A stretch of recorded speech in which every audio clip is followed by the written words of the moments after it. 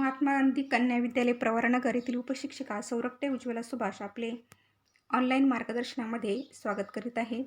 तर आपण इयत्ता 8वी सायन्स या विषयाचं मार्गदर्शन या ठिकाणी करणार आहोत. तर बघा, सुरुवातीला या ठिकाणी आपल्या पुस्तकातील फर्स्ट टर्मच्या चॅप्टरची लिस्ट या ठिकाणी दिलेली आहे.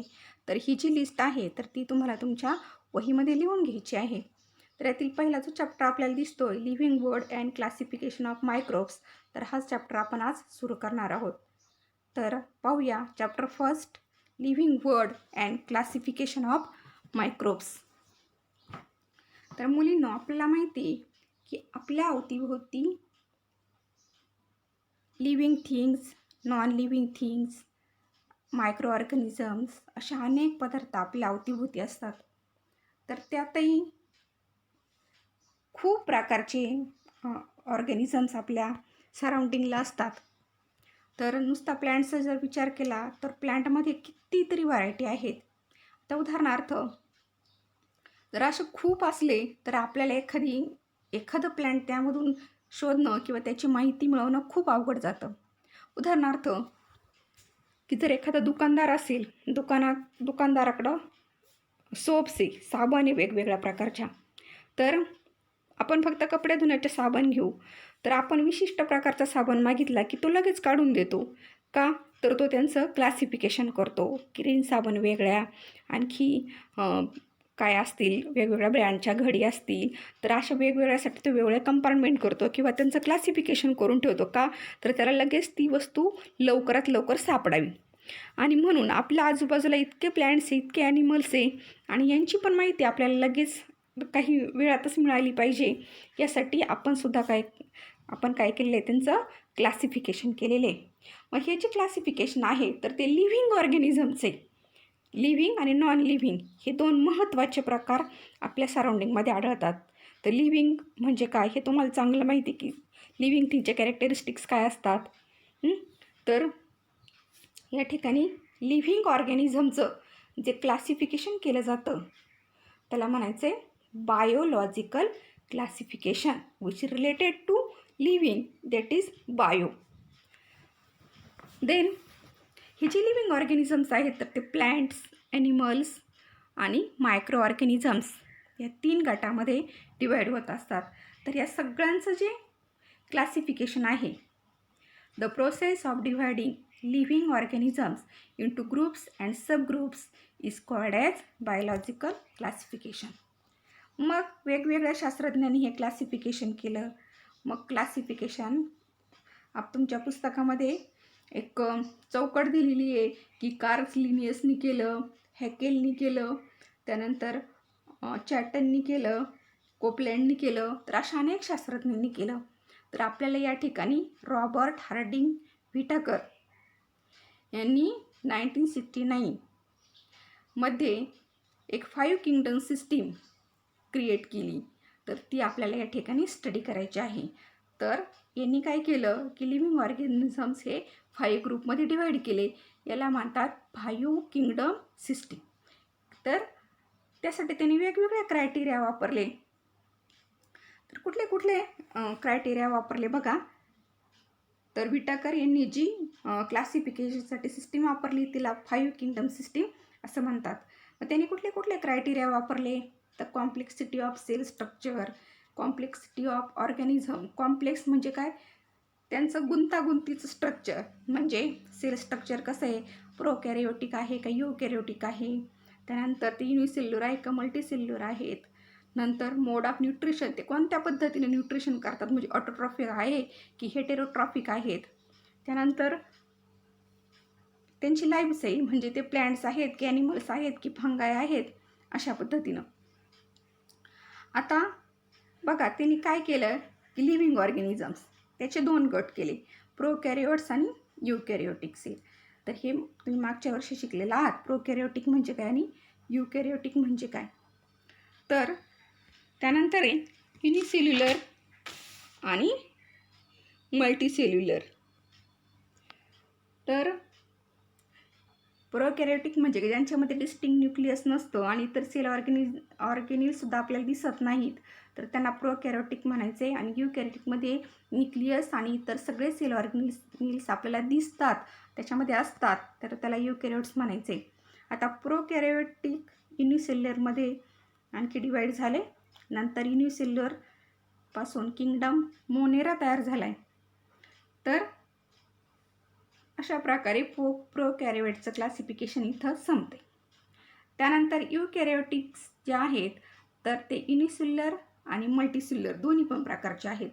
युनिसेल्युलर म्हणजे काय की एका सिंगल सेलपासून बनलेले, आणि मल्टीसेल्युलर म्हणजे अनेक सेलपासून बनलेले.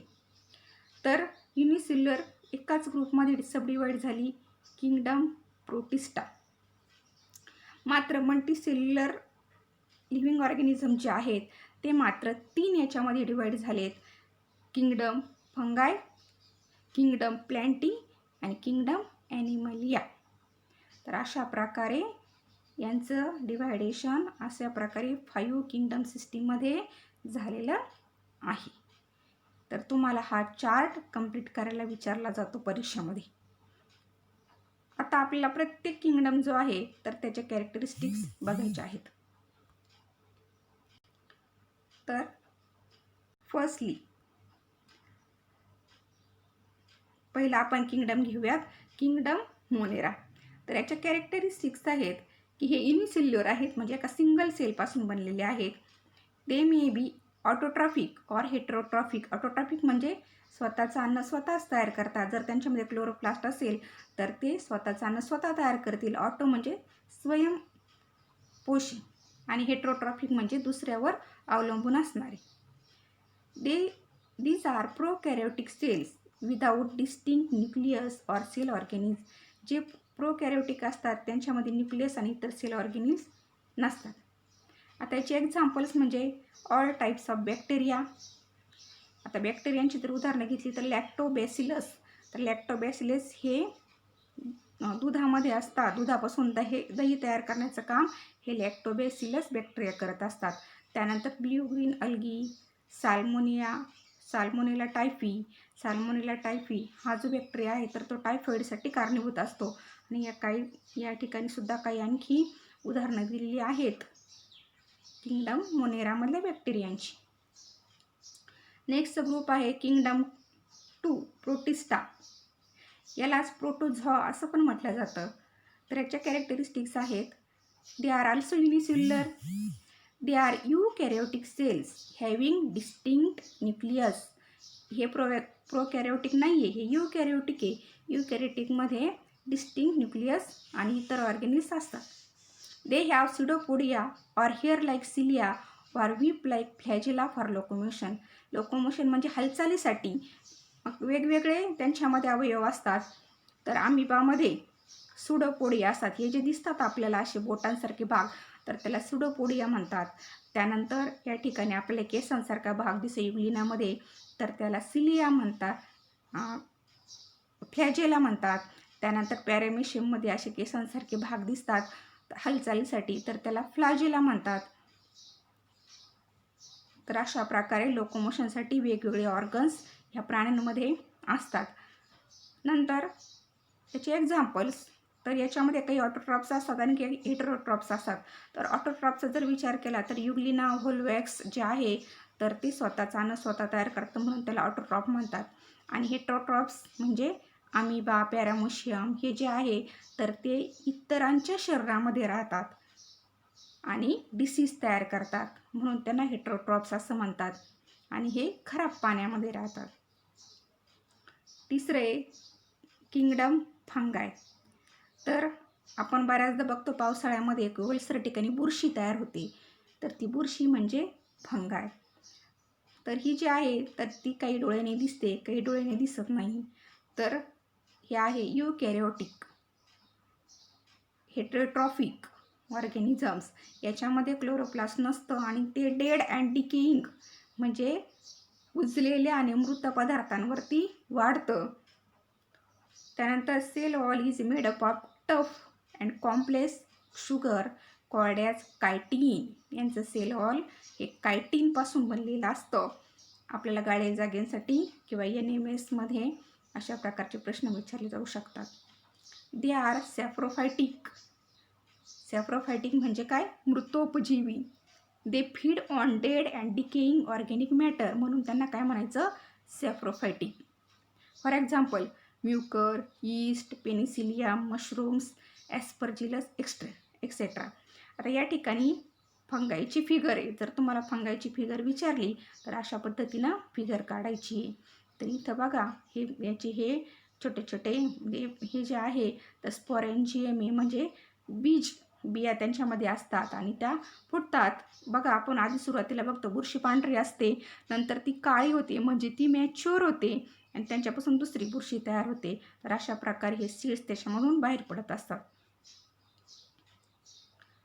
तर अशा प्रकारे आपण जे काही यांचे क्लासिफिकेशन आहे, किंगडम मोनेरा, प्रोटिस्टा आणि फंगा हे महत्त्वाचे जे क्लास आहेत तर हे आपण बघितलं. म्हणजे 5 किंगडमनुसार जे काही क्लासिफिकेशन रॉबर्ट व्हिटकर यांनी केलं तर ते क्लासिफिकेशन आपण बघितलेलं आहे. तर आपण जो व्हिडिओ बघितला तर हा जो व्हिडिओ आहे तर यामध्ये ज्या नोट्स दिलेल्या आहेत तर त्या वहीमध्ये तुम्ही लिहून घेतलेल्याच असतील तर त्या लिहून घ्यायच्या आणि व्हिडिओ लाईक, शेअर आणि सबस्क्राईब करायचं आहे, जेणेकरून पुढच्या व्हिडिओंची नोटिफिकेशन तुम्हाला मिळणार आहेत. थँक्यू.